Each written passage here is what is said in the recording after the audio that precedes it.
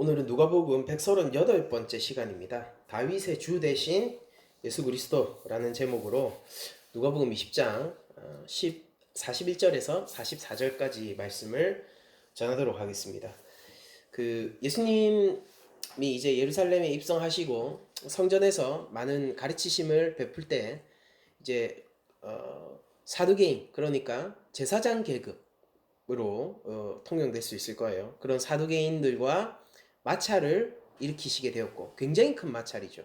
성전 청소 정화 사건을 벌이셨기 때문에, 심지어 성전을 지금 강도의 소굴로 만들었다라고 굉장히 크게 공격을 하셨던 적이 있기 때문에 사두개파 계급과도 마찰을 일으키고, 그리고 또 부활 논쟁에 있어서도 사두개파와 논쟁을 일으키고, 그리고 우리가 예루살렘에 오기 전까지도 저희들이 누가복음을 통해서 알 수 있는 것은 바리새파, 서기관, 이런 계급들과도 계속해서 마찰을 일으키고 계셨다라는 것을 알 수 있어요.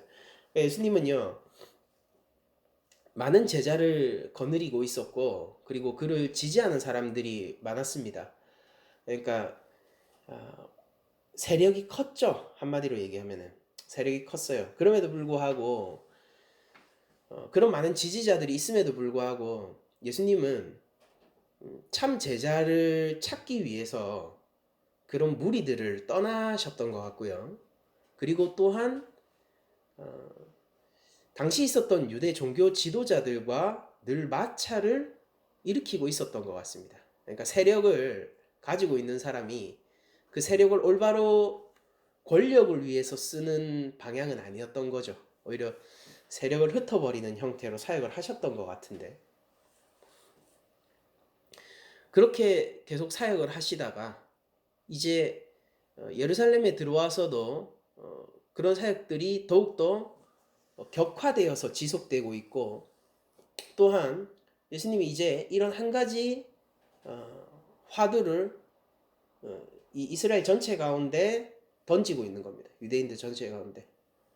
그러니까 요거는 어떤 거냐면은 이제 더 이상 단순히 유대인 종교 지도자들과의 반목을 넘어서서 유대인들 전체들과 싸우겠다라는 얘기에 더 가까운 것 같아요. 제가 보기에는. 물론 이 질문 자체는 우리가 누가복음에서만 이 본문이 나와 있는 게 아니라 마태와 마가복음에도 동시에 이 본문이 있거든요. 그래서 그 본문을 보면은 이제 마태는 이 바리새인들의 어떤 질문에서 도전에서 비롯된 사건이라고 얘기를 하고 있고, 마가복음은 예수님이 이 화두를 먼저 던지고 계신 것처럼 그리고 있지만은, 아무튼 실제 상황은 그 둘 어딘가쯤이겠죠. 그렇지만은 예수님이 이 얘기를 할 때 어떤 측면이 있는 거냐면은, 단순히 오늘의 화두는 오실 메시아에 대한 화두인데, 이건 단순히 유대 지도자들만 이렇게 생각했었던 게 아니고 유대인들 전체가 이렇게 생각하고 있었고, 예수님은 유대인들 전체의 메시아 인식에 뭔가 돌을 던지고 계신 거예요. 파문을 일으키고 있고, 그들과 함께 과연 너희들이 생각하는 메시아는 누구이냐, 그리고 실제 메시아는 어떻겠느냐라는 질문을 던지고 있는 것입니다. 그러니까 많은 사람들에게 저항감을 불러일으킬 만한 내용이 되는 것입니다. 한번 그게 뭔지 살펴보도록 하죠. 예수님이 41절을 보시면은 이렇게 얘기하시고 계세요. 그들에게 이르시되 사람들이 어찌하여 그리스도를 다윗의 자손이라 하느냐라고 하면서, 왜 유대인 너희들은 그리스도를 다윗의 자손이라고 부르느냐, 그렇게 생각하느냐라고 질문을 하고 계세요. 당시 유대인들은 메시아의 그 여러 가지 면 중에서 특히 다윗의 자손이라는 점에 많이 집중을 하고 있던 상태입니다. 그런데 다윗의 자손으로서의 예수님은 과연 어떤 것을, 메시아의 어떤 측면을 강조하는 단어일까요? 유대인들은 왜 하필이면은 메시아에 대한 그림을 다양하게 물론 가지고 있었겠지만은, 왜 하필 그 중에서도 다윗의 자손이라는 메시아의 어떤 측면을 계속해서 집중하고 있었던 걸까요? 왜냐하면은 다윗의 자손이 메시아이어야지 우리들의 이스라엘 왕국의 재건이 일어날 거라고 생각을 했었기 때문입니다. 그러니까 지금 유대인들의 상황은 오랜 기간 동안 나라를 잃고 여러 번 우리 땅을 침해하고 성전을 파괴하는 성전 회파 경험이 두 번이나 있어요. 한 번은 바벨론에 의해서고 한 번은 헬라에 의해서. 그런 성전마저도 두 번이나 무너진 그런 아픈 경험 속에서 이들의 민족적인 열망요. 민족적인 열망이 뭐냐면은 우리가 다시 다윗 왕국의 영광을 되찾자라는 게 민족적 열망이었었단 말이에요. 그러니까 바벨론, 페르시아, 헬라, 로마 제국을 거치기까지 늘 강대국에 의해서 나라의 주권을 빼앗기고 성전이 더럽혀지고 있는 그런 이 수치와 모욕을 겪고 있는 유대인들 입장에서는 왕으로서의 메시아가 이 땅 가운데 와서 로마를 전복시키고 우리를 로마로부터 해방해주고 구원해줄 것을 당연히 기대하지 않겠습니까? 그러면 그 왕은 어떤 측면이 두드러져야 하냐면은 당연히 정치적이고 경제적이고 군사적인 면을 가지고 있는 메시아이고 그런 모든 것들을 포괄하는 메시아는 왕으로서의 메시아고 그런 측면에서 다윗의 자손으로서의 메시아를 기다리고 있었던 거예요. 예수님이 질문이 이거잖아요. 어찌하여서 그리스도를 다윗의 자손이라고 하느냐라고 예수님이 얘기하셨는데 왜 다윗의 자손이라고 하느냐라는 질문 뒤에는 예수님의 이런 인식이 있는 거예요. 너희들은 메시아를 정치적이고 종교적이고 군사적인 메시아. 그래서 이 땅에서 로마를 전복시키고 이스라엘 왕국을 다시 회복시켜서 로마의 자리가 무너진 대신에 이스라엘이 그 제국의 자리에 들어가는 걸 원하지 않느냐라고 생각을 하고 있는 거예요. 예수님이 그렇게 반문하시고 계신 겁니다. 그러니까 이런 거예요. 내가 톱이 되겠다라는 거죠. 죄를 끌어내리고 메시아가 그 역할을 해줄 거다라는 거죠. 지금 세상의 주인은 로마이고 로마의 황제이지만은 메시아가 오면은 세상의 주인이 로마 황제가 아닌 우리 이스라엘의 왕이 될 거니까 그때가 오면은 우리의 수치와 굴욕이 모두 벗어지게 되고 다윗 왕국의 영광을 넘어선 영원한 제국이 설 거라고 기대를 하고 있었던 겁니다. 예수님은 그런 측면에서 다윗의 자손을 집중하고 있는 유대인들의 인식을 건드리고 계신 거예요. 왜 그렇게 생각하느냐라고 얘기를 하는 거죠. 근데 정작 구약을 여러분들이 보시게 되면은요. 그렇게 생각할 확률이 굉장히 다분한 얘기들이 적혀 있습니다. 선지서 예언들, 특히 선지서 예언들은요. 다윗 왕국의 부활과 영원한 이스라엘 왕국의 하나님으로부터의 그 보장 이런 것들이 지속적으로 얘기되어지고 있거든요. 그래서 유대인들 사이에서 자신들이 가지고 있었던 메시아 인식 그리고 특히나 이런 것들은 종교 지도자들이 앞서서 만든 인식이기도 해요. 이 바리새인과 서기관들이 이렇게 전파하고 있는 이런 인식들에 대해서 아무런 문제를 못 느끼고 있는 거예요. 이게 하나님의 말씀 이때는 신약이 적히기 전입니다. 최초의 신약 성경은 갈라디아서예요. 복음서는 그 이후에 나온 겁니다. 그러니까 예수님 당시에는 이제 성경이라고 하면은 구약이 있는 건데 우리 입장에서 보면은 하나님의 말씀인 성경에 비추어 봤을 때 그들 입장에서는 유대인 입장에서는 어떻냐면 이게 왜 문제가 되는지를 전혀 발견할 수가 없었던 거예요. 그래서 예수님은 시편을 통해서 너희들의 메시아 인식이 왜 틀렸는지에 대해서 논증을 해주시고 계신 겁니다. 여러분들 이걸 잘 알아야 돼요. 그럼 이 논증을 왜 하셨습니까? 단순히 가르치기 위해서였어요? 그게 아니라 내가 그 메시아다라는 거를 보여주고 있는 거예요. 그리고 또한 오늘 본문을 보시면은 설교를 들으시면 알겠지만은 나의 대적에 서 있는 자들이 멸망하는 거다라는 거예요. 유대인들은 이렇게 생각하죠. 나는 아브라함의 후손이고 민족적으로 이스라엘이고 북이스라엘처럼 남유다의 족통이란 말이죠. 그러니까 북이스라엘처럼 이방인들과 교잡해서 막 그 우상숭배하는 사람들과 피를 섞어가지고 우리 피를 더럽히지도 않았고 우리는 순수한 혈통을 유지하고 있다라고 생각하고 있는 게 유대인들이었는데 그렇기 때문에 내가 하나님의 언약 안에서 안전하고 나의 흔들림 없는 하나님 백성으로서의 신분에 대해서 확신하고 있던 자들인데 예수님이 이렇게 얘기하실 거예요. 나중에 뭐라고 하냐면은 너의 민족적인 정체성이 너의 안전과 하나님 백성으로서의 신분을 보장해 주는 게 아니라 네가 실제 메시아의 반대편에 설 때 너는 메시아에 의해서 심판을 받게 될 거다라고까지 경고를 하실 거예요. 그럼 우리도 이렇게 한번 생각을 해봅시다. 당시 유대인들이요, 통일되고 말씀에 의해서 확신하고 있는 메시아 상이 있어요. 그리스도가 곧 메시아란 뜻입니다. 메시아 상이 있어요. 나의 구원자의 상이 있다고요.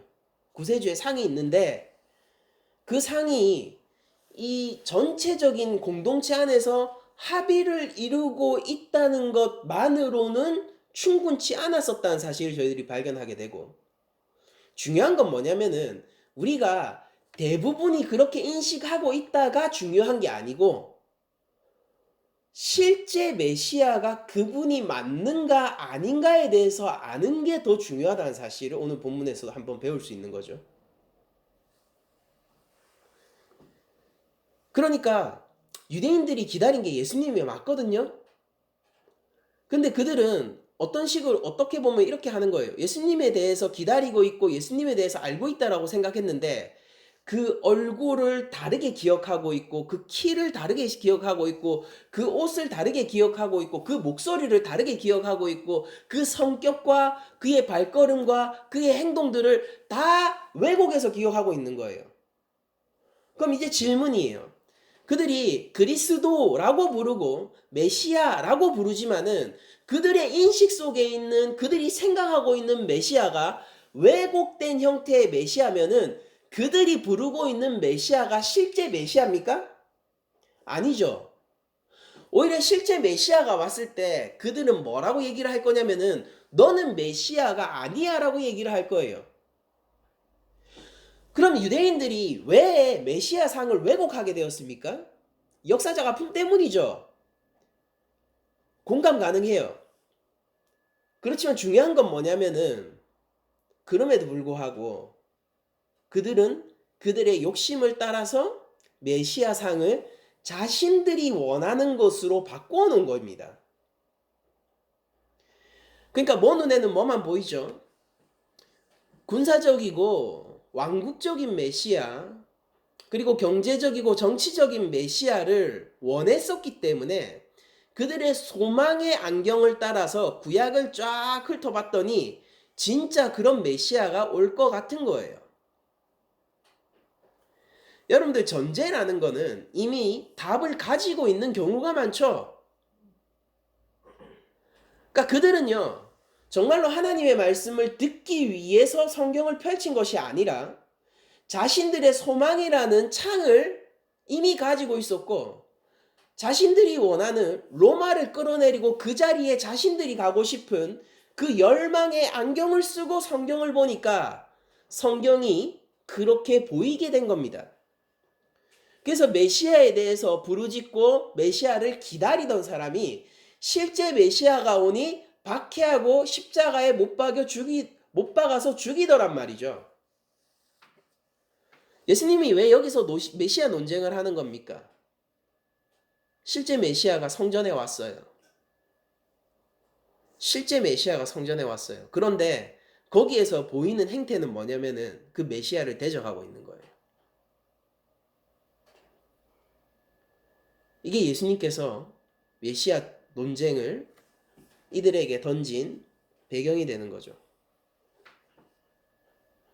이건 논문이 아니에요, 여러분들. 예수님이 뭔가 신학적인 가르침을 메시아란 이런 거야 라고 얘기하려고 이 던진 질문이 아니에요. 오히려 예수님이 하고 싶은 건 이거예요.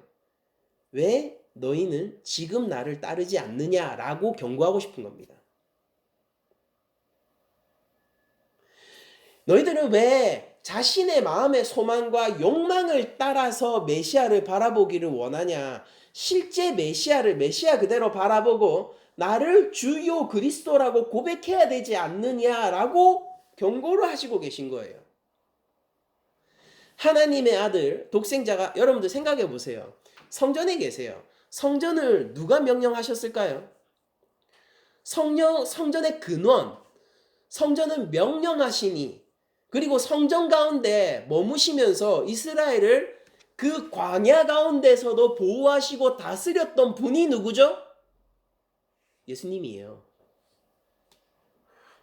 우리의 신론은 삼위일체가 우리의 신론이죠.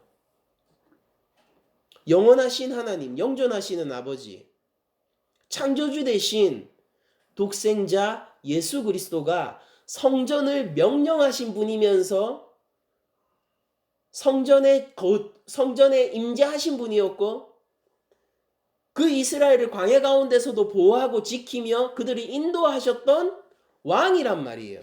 이제 그 왕이 겸손의 왕으로서 육신을 입고 종의 형상을 하고 수치 가운데서 율법의 반포자이시자 율법의 근원이시고 율법으로 사람을 판단하시는 분이 율법 아래에 나셔서 지금 성전에 왔어요. 이 기쁜 소식을 사람들은 어떻게 반응하고 있냐면은 네가 왜 있어? 라고 반응을 하고 있단 말이에요. 왜? 내가 원하는 메시아는 이게 아니거든요. 그래서 그들의 눈이 가리워졌고 예수님은 메시아 논쟁을 통해서 그들의 눈을 띄워주면서 경고하시고 계신 겁니다.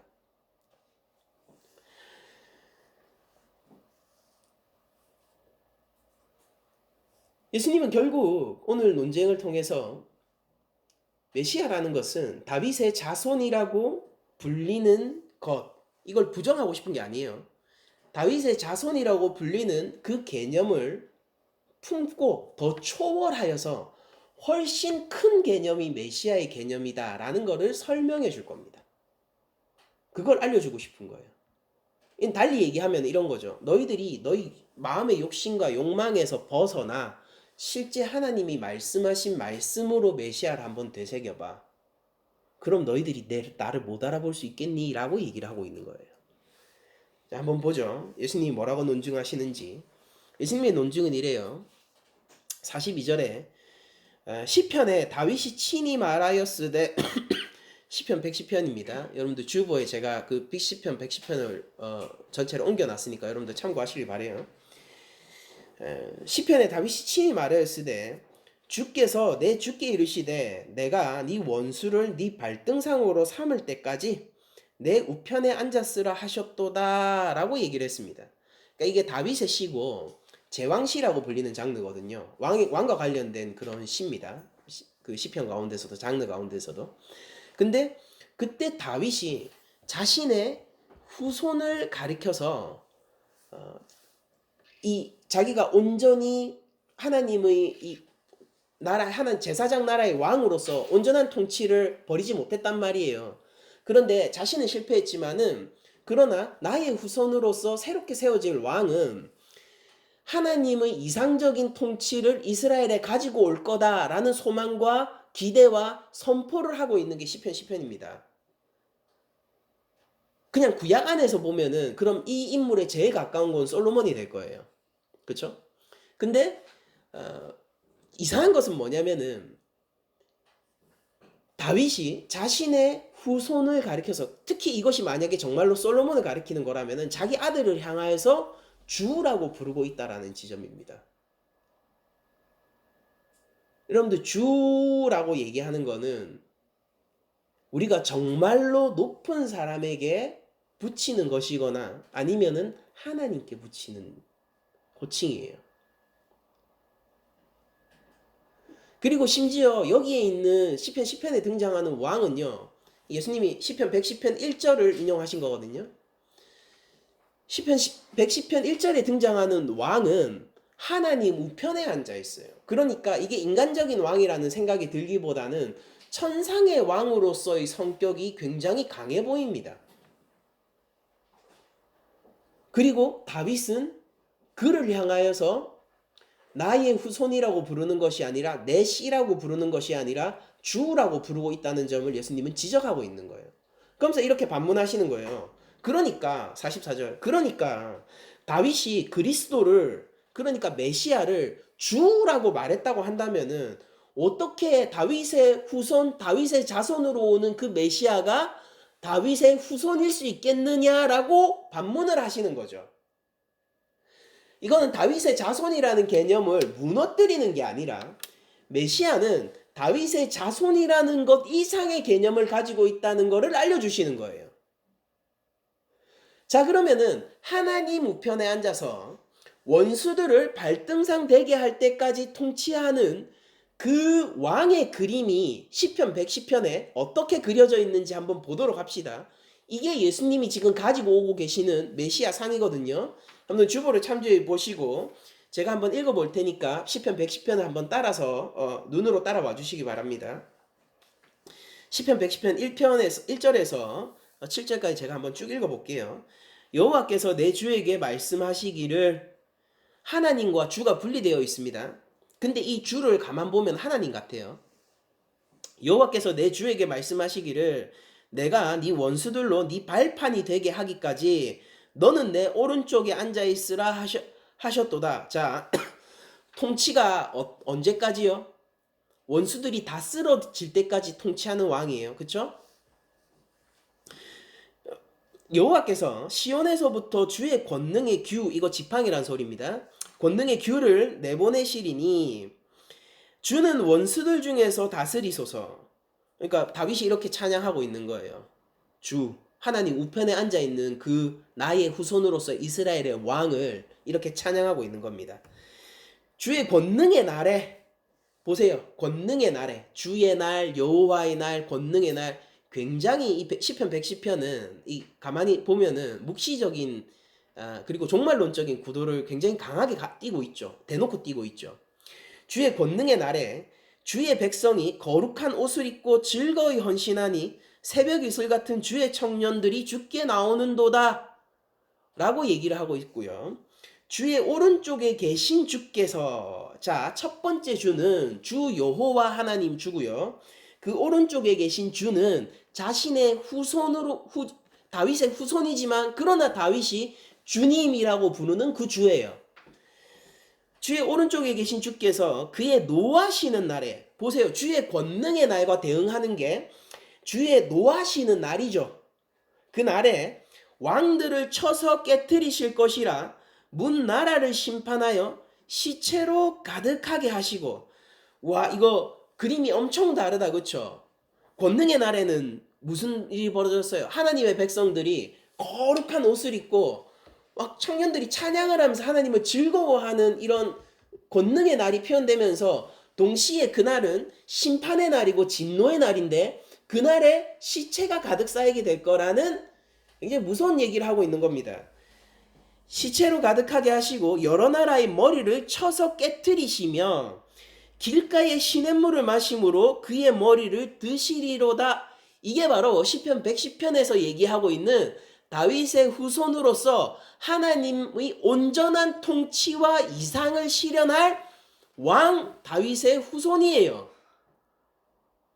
예수님은 요걸 가지고 와가지고 이렇게 물어보는 겁니다. 그럼 이 왕은 도대체 어떤 왕이겠느냐?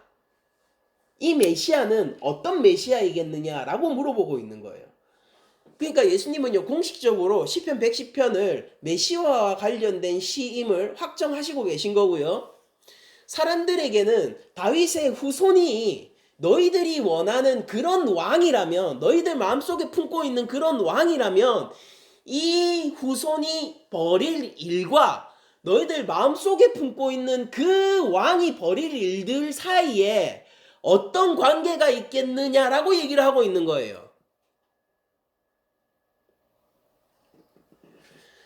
예수님이 얘기하는 거예요. 좋아. 원수의 머리를 친다라고 했을 때 그 원수가 과연 로마의 황제겠느냐라고 물어보는 거예요.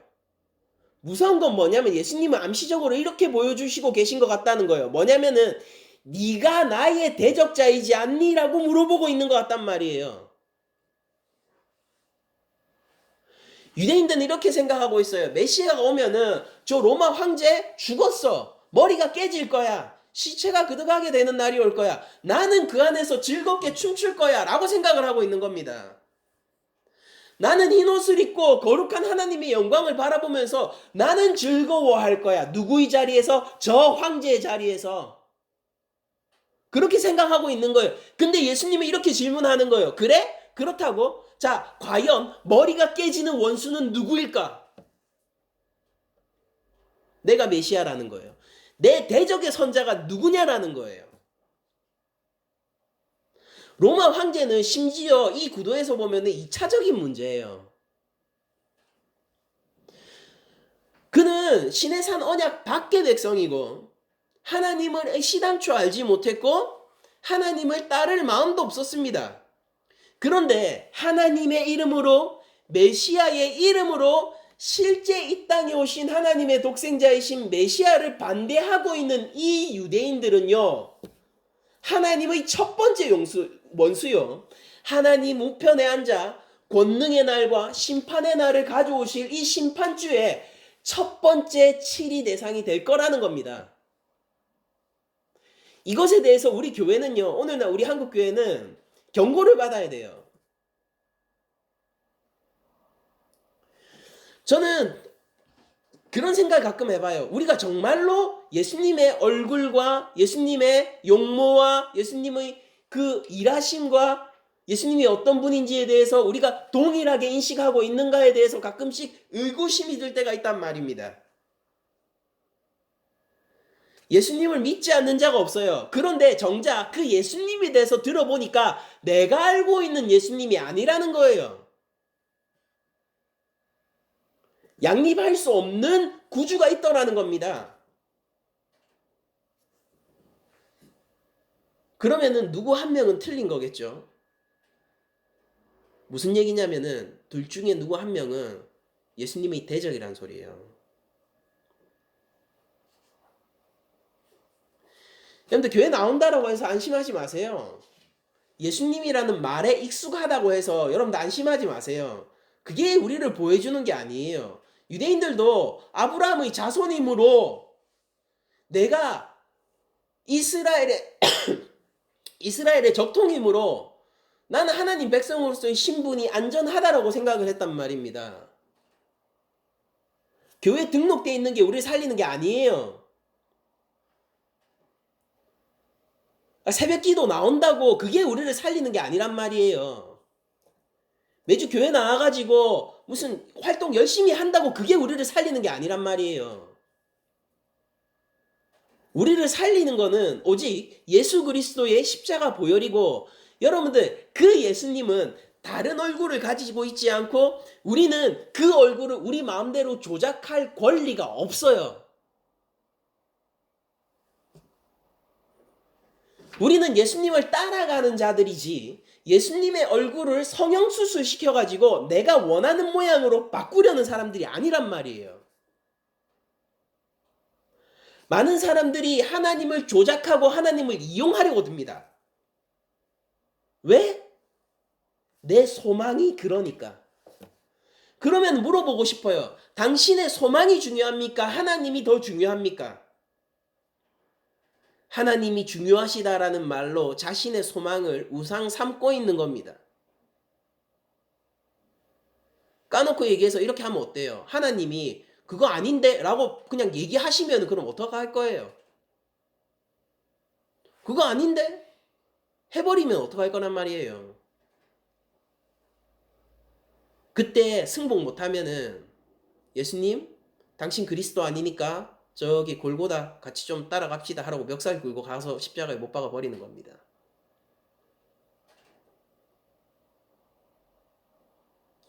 하나님은 자신의 능력과 구원을 자신이 결정하시고 자신의 기쁘신 뜻을 따라서 베푸시는 분입니다.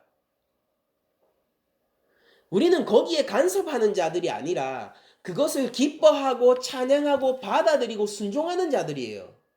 왜냐하면 그분은 창조주이시고 우리들은 피조물이기 때문이에요. 누가 창조주의 얼굴을 성형수술시키려고 하는 거예요?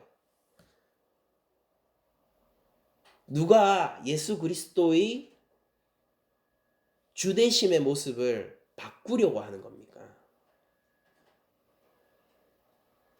자신의 욕망을 따라서 하나님을 이해하고 자신의 욕심을 채워주지 않는 하나님은 하나님이 아니다라고 얘기를 하는 성도가 있다면요, 그는 더 이상 저의 형제자매는 아니에요. 제가 알고 있는 예수님의 얼굴은 그렇지 않기 때문입니다.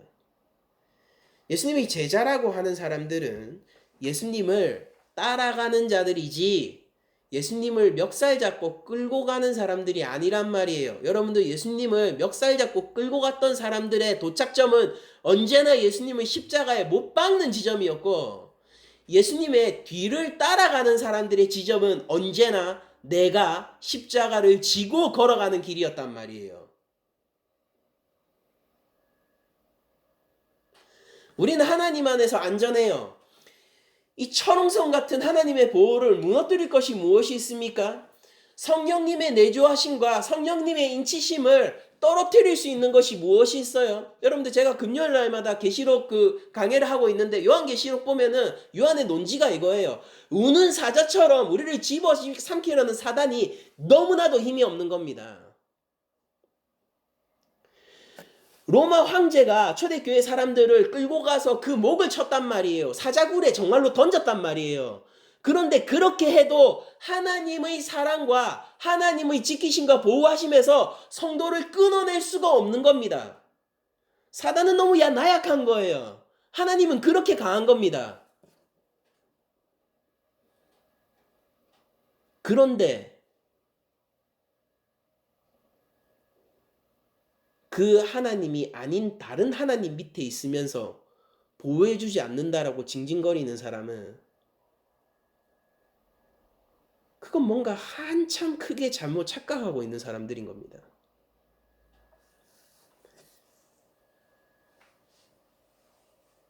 여러분들 예수님의 논점이 이거예요. 오늘 본문을 보면은 시편에 나와 있는 이 종말론적인 왕, 종말론적인 왕요. 그리고 다윗이 주님이라고 부르고 하나님의 우편에서 이 땅을 다스리고 원수들을 깨부술 하나님 우편에 앉아있는 천상의 왕. 다시 얘기해 볼게요. 하나님 나라의 통치를 일으키시는 하나님 나라의 왕. 익숙하죠? 예수님을 우리 교회가 오늘날 부르는 호칭이잖아요. 그 예수님이 그 구세주가 시편 110편의 주인데, 그렇다면은 하나님의 이상적 통치라는 것은 무엇이고 다윗의 후손이라고 얘기하는 것은 과연 이 그림과 얼마나 맞겠느냐라고 얘기를 하는 겁니다. 바리새인과 서기관들이 강조하고 유대인들이 바라보고 있는 다윗의 후손으로서의 메시아는 실제 메시아를 설명하기에는 편협할 뿐만 아니라 오히려 편협함으로 말미암아 왜곡된 그림이고요. 다윗의 후손으로 오게 될 메시아는 그들이 왜곡한 메시아보다 훨씬 큰 메시아예요.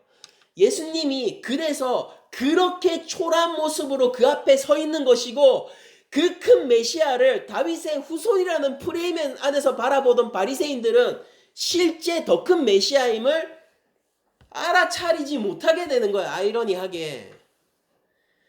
그들의 마음의 소망이 뭐예요? 로마잖아요. 로마를 누구보다 미워하지만 까놓고 얘기해서 로마를 누구보다 사랑하는 사람 아닙니까? 우리 교회는요, 어쩌면 이럴 수도 있어요. 세상을 누구보다도 미워한다라고 얘기하지만은 어쩌면 마음 한구석에 누구보다 세상을 사랑하는 사람일 수 있다고요. 미워하는 이유는 단순해요. 왜냐하면 저게 내 자리가 아니라서. 근데 하나님은 뭐라고 하십니까? 저 자리를 떠나라라고 얘기하시는데, 저게 내게 아니므로 미워한다. 이걸 질투라고 부르죠, 우리는. 이걸 시기심이라고 부르는 거예요. 우리의 있을 자리는 원래 있단 말이에요. 십자가 자리 어쩔 거예요? 우리가 바꿀 수 있어요. 하나님이 그렇대요. 그럼 어떡할 거예요? 우리가 있어야 할 자리는 제자의 자리입니다. 어떡할 거예요? 그냥 그렇대요.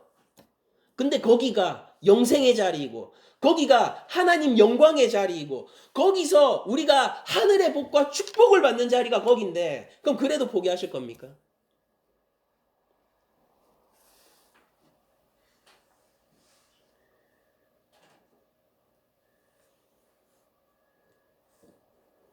여러분들 만약 메시아가 다윗의 주님이라면은 메시아는 어떻게 다윗의 후손이 될 수 있습니까?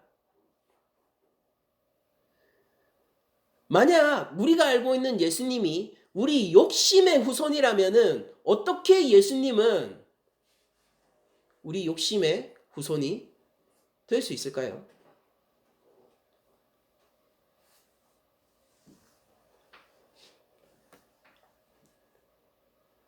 예수님은 다윗보다 큰 자예요. 그들이 생각하고 있는 다윗의 후손으로서의 왕보다도 큰 자예요. 그래서 그렇게 초라한 겁니다. 우리 그리스도의 신부된 교회는요. 십자가에 달려 초라하게 죽은 그분을 보면서 아름답다라고 찬양하는 자들이에요. 상식적으로 이해가 안 되죠.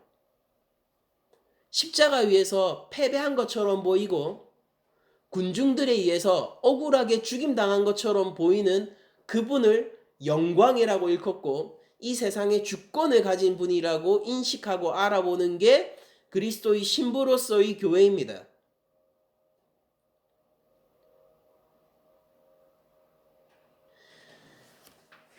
지금 예수님이 선 이 성전의 자리에서 예루살렘에서 예수님의 대적인 자들이 원하고 바라는 그림이 있을 거예요. 하늘의 천사를 이끌고 와서 모든 것을 쓸어버리고 적의 머리를 치는 바로 그 군사적인 왕, 만군의 여호와, 만군의 여호와의 권능을 가지고 오는 그 왕을 그리고 있을 거라고요. 근데 안타깝게도 그 그림을 보게 되는 날 그는 자신이 대적임을 깨닫게 될 겁니다.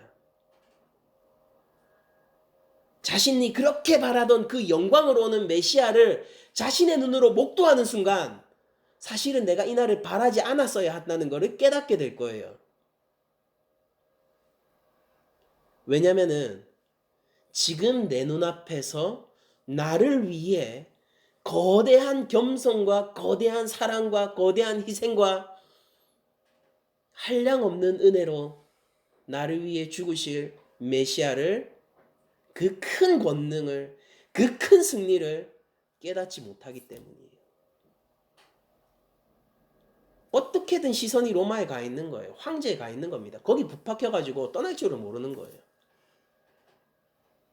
정작 자신의 눈앞에 이 초라한 분이 가지고 있는 거대한 권능을 바라보지 못한 채 말입니다. 이건 명백히 경고예요. 메시아 논쟁은요. 제 입장에서 봤을 때 명백히 경고입니다. 본문이 그렇다면 저도 이렇게 얘기해 볼게요. 여러분들, 우리가 예수님 모르고 살아남을 수 있을까요? 오늘 하루 사는 거 말고 노후 관리 잘 돼서 아파트 있고 집 있고 이런 거 잘 사는 거 말고 행복하게 취미생활도 잘 영위하고 그렇게 사는 거 말고 예수님의 이름은 그 이상의 거잖아요. 하나님의 심판대 앞에서 그 영광의 날, 하나님의 백성들이 거룩한 옷을 입고 하나님 앞에 찬양하게 되는 그날, 동시에 심판의 날, 하나님의 원수들이 시체처럼 눈앞에 쌓이고 그의 머리가 깨져 엎드려지게 된 그날, 주의 발등상이 되어버릴 그날, 우리들은 살아남을 수 있을까요?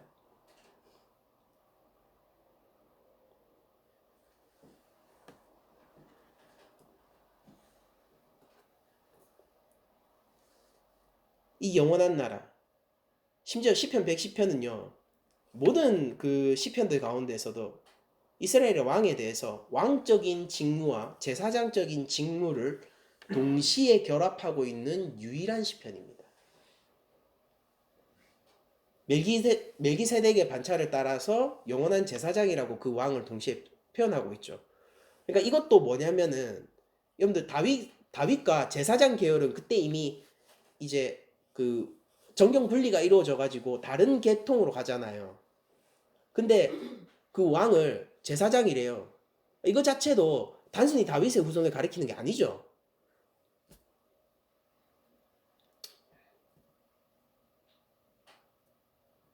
우리 죄를 용서하고 우리 죄를 대신해서 하나님 앞으로 나아갈 대제사장. 자기 스스로를 제물 삼아서 자기 스스로의 생명을 하나님 앞에 피 흘림으로 바칠 그 대제사장. 제사장인 동시에 제물이신 바로 그분. 그분을 우리들이 알아야지. 그리고 그분으로 만나고 그분으로 인식해야지 우리는 실패하지 않을 수 있고 실수하지 않을 수 있단 말입니다.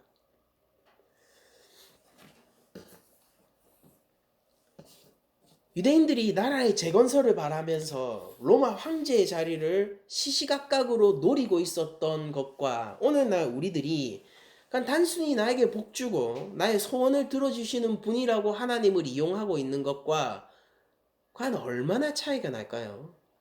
저는 똑같은 길 위에 있는 것처럼 보여요. 똑같은 길 위에 있는 거예요. 뭐 멀고 가깝고를 따지지 마세요. 그 길은 아니라고요. 적어도 좁은 길은 아니에요, 거기는. 다윗의 구주이신 예수님, 다윗의 후손이신 예수님, 참 이스라엘의 왕 예수 그리스도는 어떤 분이십니까? 그분은 우리의 구주세요. 대제사장이에요. 우리의 구주시면서 그분은 우리를 구원하실 구원의 능력이 있는 분이시고 영원한 생명과 하나님 나라의 복을 주시는 분이에요. 유대 지도자들은 메시아를 간절히 바라봤지만은 정작 메시아를 보니까 기대와 어긋나서 죽었어요. 그리고 이제 제가 두려워 떠는 부분이 이 부분이요. 그러면은 메시아가 그들이 원래 원했던 모습으로 왔을 때 어떻게 살아남겠냐라는 거예요. 예수님은 어느 날 우리 한국 교회에서 지금도 죽임을 당하고 있습니다.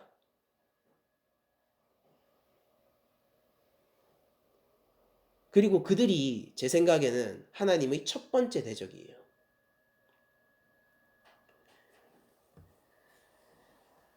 여러분들 오늘날 우리도 예수님을 바라볼 때에 우리의 기대와 어긋난다는 생각 때문에 예수님을 가차없이 버리고 있는 것은 아닐까요? 그게 우리의 현재 진행형 모습은 아닐까요? 그렇다면 우리가 이걸 정말로 제거해 봐야 돼요.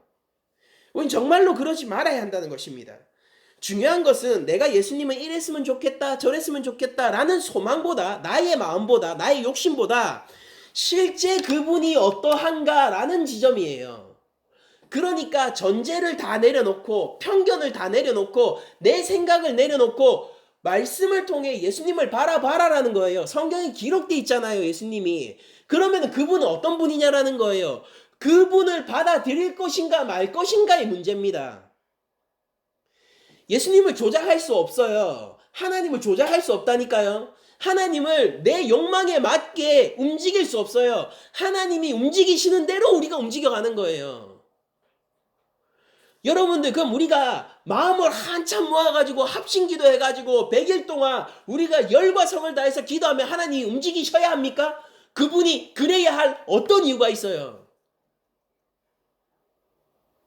그분의 권능이 우리보다 못합니까? 예수님의 피가 뭔지 아세요?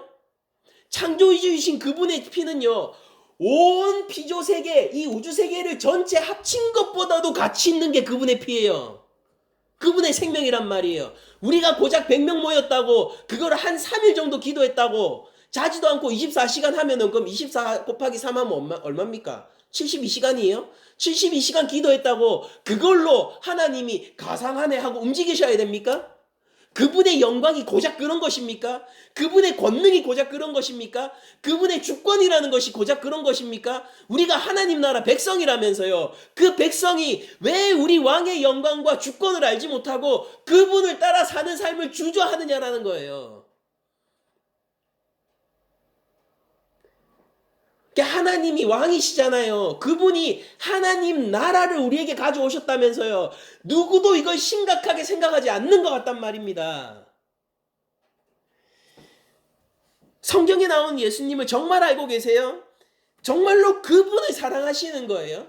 누구나 모든 교인들은 예수님을 사랑해요. 근데 내가 사랑하고 있는 예수님이 정말로 말씀에 나와 있는 그 예수님 맞아요?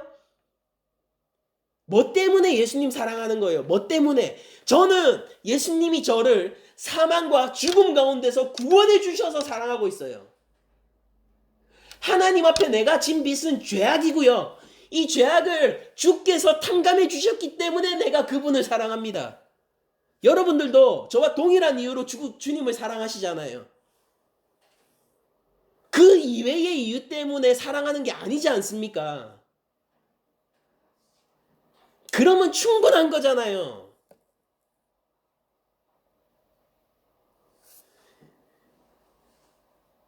우리가 기다리는 그분이 어떤 분이냐라는 거예요. 뭐 때문에 예수님을 바라고 기다립니까?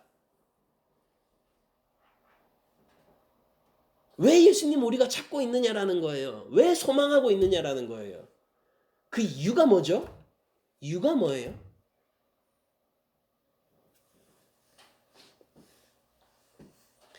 여러분들 정말로 제 앞에 계신 여러분들은 구주를 사랑하고 기다리고 섬기는 분임을 믿습니다. 정말로 그렇기를 바라고 축원드립니다. 하나님 우편에 앉아 계셔서 원수를 멸하기까지 이 땅에 통치를 하시고 계신 그분은 심판주라는 사실을 우리가 잊지 말아야 돼요. 그런데 언제부터 복음이 나이브해졌죠? 언제부터 복음이라는 게 우리 삶에 힘이 하나도 안 되고 복음이라는 게 전혀 기쁜 게 아니라 그냥 하고 마는 얘기가 됐냔 말이에요. 설교에서 예수님을 얘기할 때 그냥 하고 마는 얘기처럼 왜 그렇게 됐냔 말이에요. 주께서 나의 죄를 위해서 십자가에 달려 죽으셨어요. 죽은 지 사흘 만에 부활하셔서 우리가 그 안에서 교회를 이루고 있습니다. 이것이 복음이에요. 이것이 약합니까? 우리 삶을 바꾸기에 불충분합니까? 전 이걸로 충분해요. 우리가 주님을 사랑할 이유가 이것 이외에 더 있습니까? 저는 이걸로 충분해요.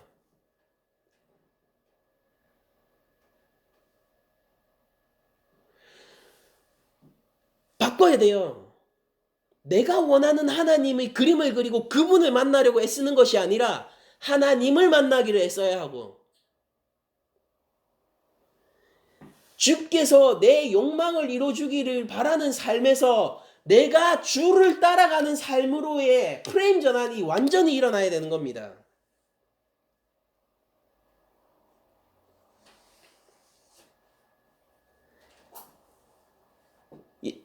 여러분들 그리스도인이 된다는 것은 도덕적으로 사는 거예요. 그러나 그리스도인이 된다는 건 그 이상의 것입니다. 여러분들 그리스도인이 된다는 것은 늘 감사하면서 사는 거예요. 그러나 그리스도인이 된다는 건 그 이상의 거예요. 내가 주님의 제자가 된다라고 얘기하는 거는요. 내 삶의 고난과 핍박을 감수하면서 살아가는 거예요. 그러나 예수님의 제자라는 것은 그 이상의 거란 말이에요.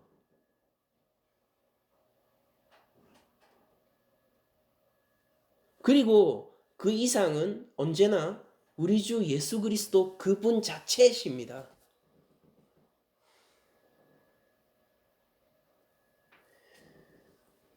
복음 가운데 나약한 교회, 복음으로 충분하지 않은 교회, 이제 지겹지 않습니까?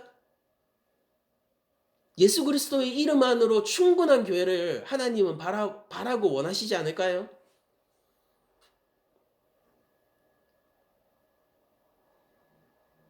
그분의 구주되신 가운데서 영원한 통치를 기다리면서 소망하는 자들을 우리는 신부교회라고 부르지 않을까요?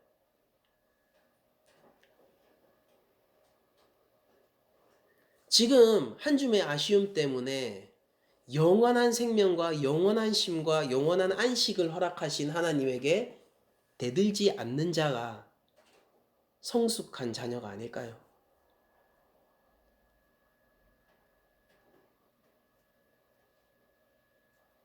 여러분들 80인생 편하자고 영혼을 버리지 마시고 80인생 조금 괴롭다고 영원한 쉼이 있다는 걸 잊어버리지 마세요. 하나님 안 믿으면은 이 말이 아무 쓸모가 없겠지만은 하나님을 믿고 실제 예수님이 이 땅에 다시 오실 것을 객관적인 사실로, 역사적인 사실로 인식하고 있는 사람들은 그렇게 살아가는데 별 문제가 없을 거라고 저는 믿습니다. 그런데 저는 예수님을 믿어요. 여러분들도 예수님 믿고 사랑하시잖아요. 우리가 같은 얼굴, 같은 목소리, 같은 은혜를 베푸시는 예수님을 알기를 원합니다. 여러분들 한 주간 살아가실 때 다윗의 후손 그 이상이신 그리스도 예수, 우리의 욕망 그 이상이신 그리스도 예수, 우리의 구주 되시는 예수님 안에서 평안을 누리시고 담대함으로 세상을 살아가시는 여러분들이 되시기를 축복드리며 모든 말씀을 마치도록 하겠습니다.